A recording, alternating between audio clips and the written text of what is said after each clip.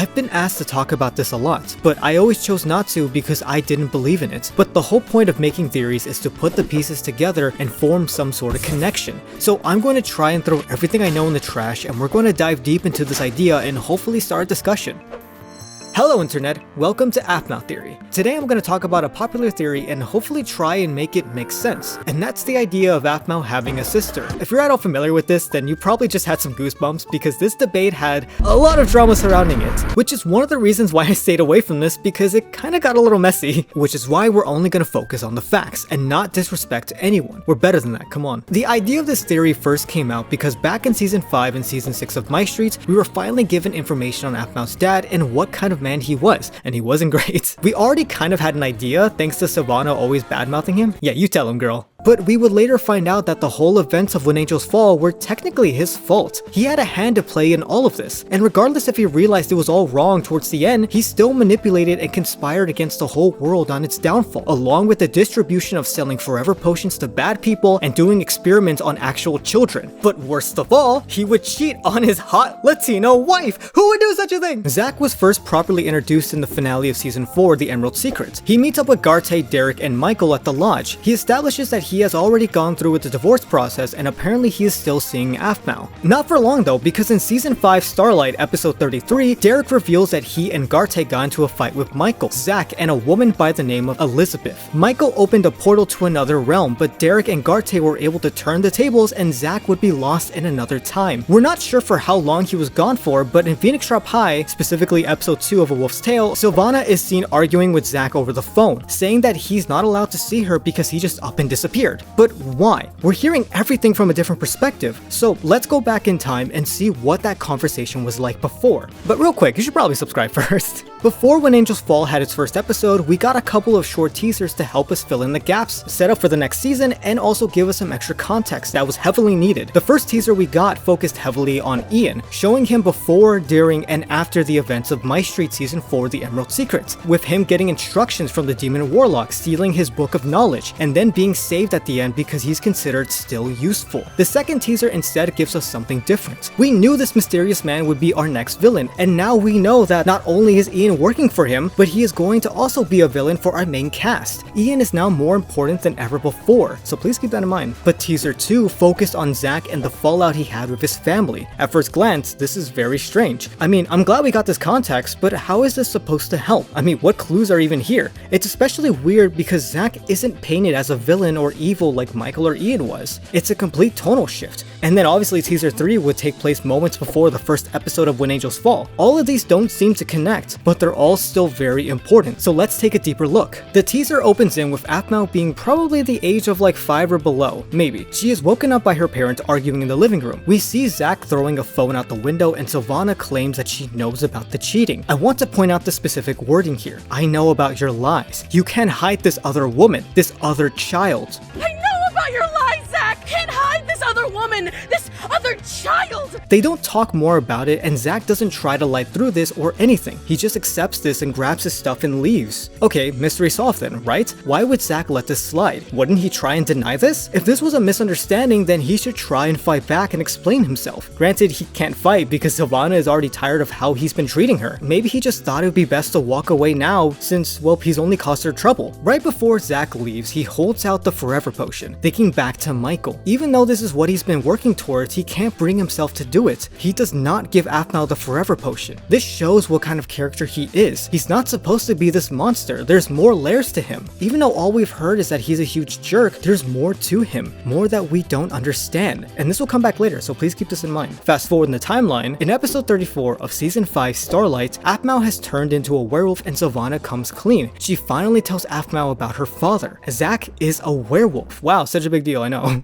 No, I'm kidding. This is important, I promise. Aphmau specifically says that she felt a calling. Keep that in mind for later too. It's here that Sylvana opens up and admits that before Aphmau was even born, Zack had cheated. And Sylvana didn't know or believe it till a woman called her about it and showed her proof. We're not sure of what proof she saw or what woman contacted her. The only woman we know that was close to Zack was Elizabeth. But from what we know of her, she wouldn't bother doing something like this. She only cared about the plan and everything else that came after. Our first real showcase of her character is episode 19 of Starlight. Elizabeth is so giddy knowing how perfect everything is lining up to be. Everyone is together where the celestial canon is located. It's like fate. She also states that she owes everything to Michael and she trusts him. She admits she wouldn't be here if it wasn't for him. When she finally meets Zach face to face, she calls him darling. I don't think it was meant to be in any sort of romantic sense. I think it's just them talking and being playful because they're partners. Maybe, which sounds more likely, she would do this because she wanted Zach to only focus on the mission and not his family. I think that would make a little bit of sense. It is also here that we have our first mention of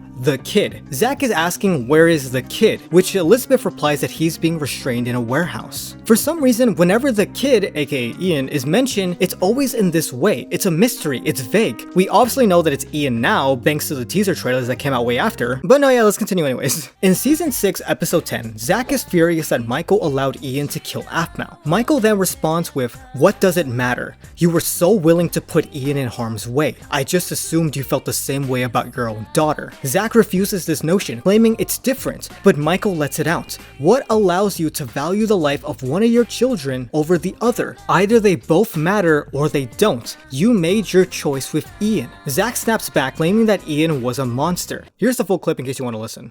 You were so willing to put Ian in harm's way. I just assumed you felt the same way about your daughter. That's not the same! What allows you to value the life of one of your children over the other? Either they both matter or they don't. You made your choice with Ian, and I just balanced it out. That kid was a monster! It's so weird watching this. They've been saying the kid this whole time, and finally we have the context. Zach is a werewolf. Michael is talking about the life of Zach's children and going as far as telling Zach that he was never able to sense how useful his offspring were. That he had such a longing for greatness. You were never able to sense how useful your offspring were. He had such a longing for greatness, and he valued his heritage above everything else. He needed a leader. You and I both know that he was born that way. I mean, what else is there to talk about, right? However, that's not the case. From what we know of Zach, this isn't exactly in his character, right? Especially with Zach's change of heart that happens later in the show. Zach is an awful person. Yes, it's constantly pointed out by Michael, Sylvana, Elizabeth, and Derek, but whenever he had the chance to do something truly evil, he didn't take it. He never stepped past that line. It's just like Derek told him, he's a pawn, and Zach doesn't deny that. Then what's going on? Is there a sibling or not? Well, surprisingly, we actually do have the answer. The answer was stated in a live stream, a YouTube comment, and a video 8 years later, that this whole thing was a red herring.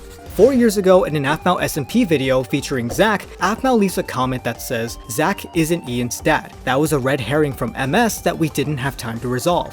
And about a year ago, the cast were doing a rewatch of Mystreet, and Michaela Laws, the voice actress of Sylvana, tells everyone that Ian is not related to Aphmau. Zach just didn't care enough to explain and just left. Michaela Laws also says that Zach actually didn't cheat on Sylvana. During Emerald's secret development, we were actually told to record certain scenes, and one of them was Zach and Sylvana screaming at each other before Zach decides to finally leave. And Jess and I were talking about like what happened. It wasn't that Zach cheated. He didn't cheat. It was the insinuation that he didn't give a shit about Sylvana enough to explain what was happening. Jess and I talked about this. Ian's not his child. We've always established this, even in the recent goings of the roleplays. He helped take care of Ian because he just didn't give a shit about Sylvana. Sylvana doesn't know what the fuck's going on, and Zach's not telling her. But here's the thing. Sylvana stated in Starlight that a woman showed her proof. Your father and I, we never married. We were going to, but then, before you were born, I discovered that he had cheated on me. He had a child from another woman, and I didn't know about it until she called me and showed me proof. Who was this? This should be an open and shut case, right? And what is this about Aphmau saying that she felt a calling? She had a calling and wanted to be turned into a werewolf.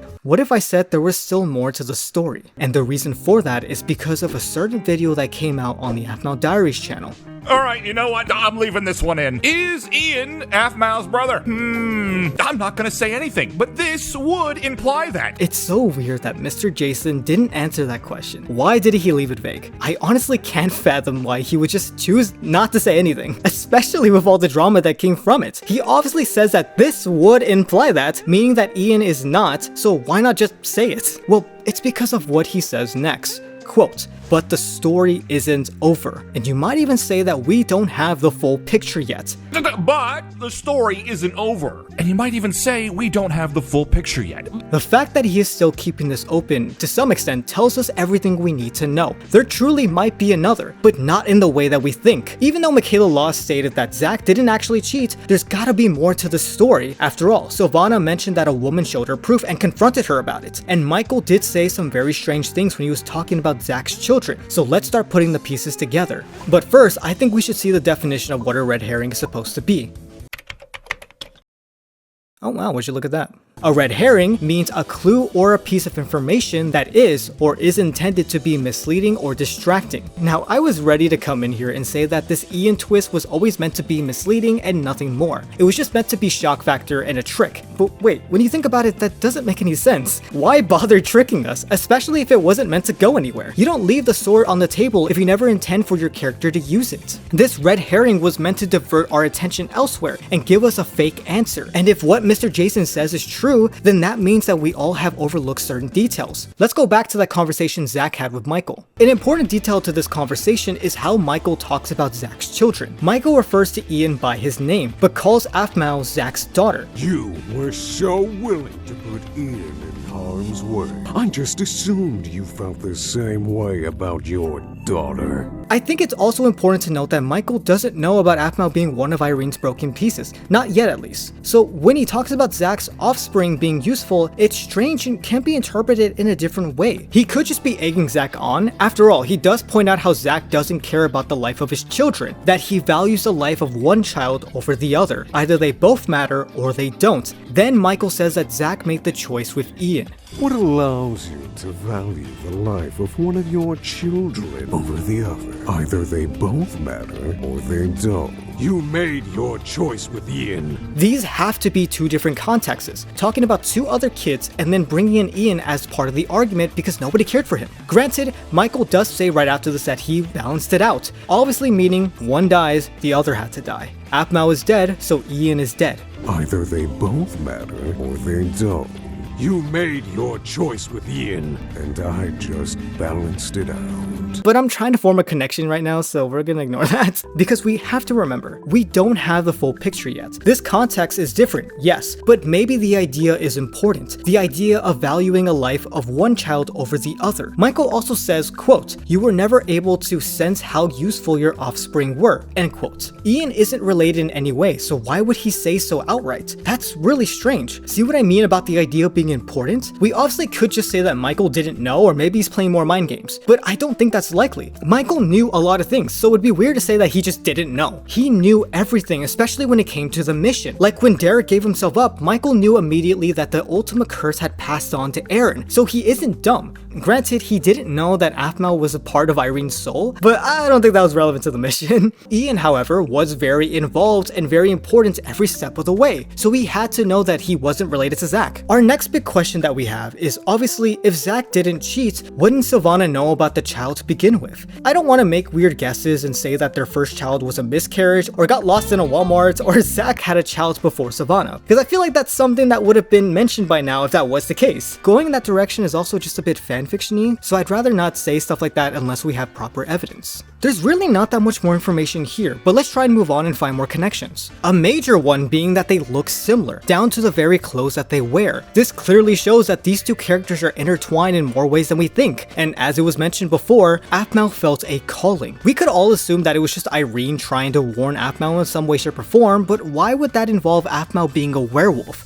Unless it was connected to our mysterious wolf girl, who is shown to be wearing a wolf mask. There's also an Aphmau SMP video where Aphmau dons those darker clothes, further cementing that they are connected in some way. Speaking of that, one thing we were all confused about was how this mysterious wolf girl would save the world, if that is what's being shown here. The way that she's facing the comet head on. Well, if this mysterious wolf girl is a sibling in some way, then that perfectly explains it all. They are both pieces of Irene's broken soul, which I want to talk about real quick. I intend to make a whole video about this later, so expect that real soon, but MCD Aphmau takes on the role of Irene, and now she looks after all of her friends who reincarnated. MCD Aphmau is obviously a piece of Irene's original soul, so where are the other two? Well, she might just be looking after them since they ended up in the same realm. That explains why she's only looking after the Mystreet universe, because Aphmau and her sister both have inherited the piece of Irene. I really like this idea, but obviously it has a lot of holes. We know that Aphmau Irene is only looking after this world because of Eren and her friends, but if we squint real hard, this does give more of a reason on why she would be its protector, if you even want to call her the protector of the Mystreet universe. I mean, she let Aphmau die so easily, but chose to try and protect Eren? Kind of a jerk move. She didn't even know that Alina would come back to revive her, so she was just like, nah, she could die.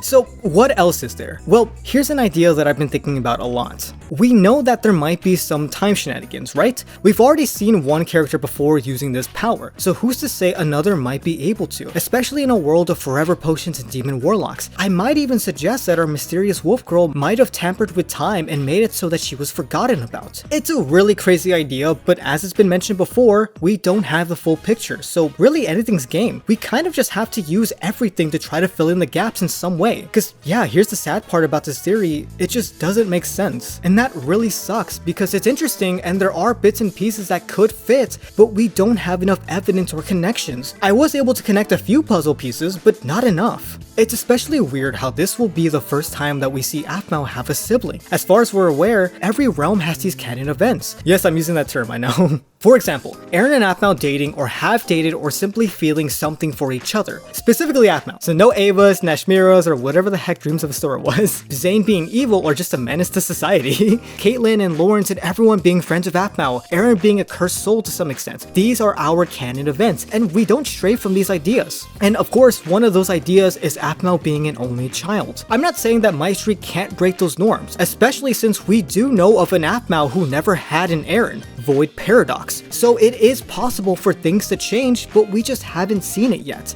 I'm really interested to see how you all feel about this idea. And if you have any information, then please tell me. I'd love to make a part 2 on this and try and figure this out, because that's what being a theorist is all about. I know some ideas might sound dumb or lack evidence, but we should be open to ideas and try to solve things together, because you truly never know what might be possible. Alright, thanks for watching. I'll see you all next time.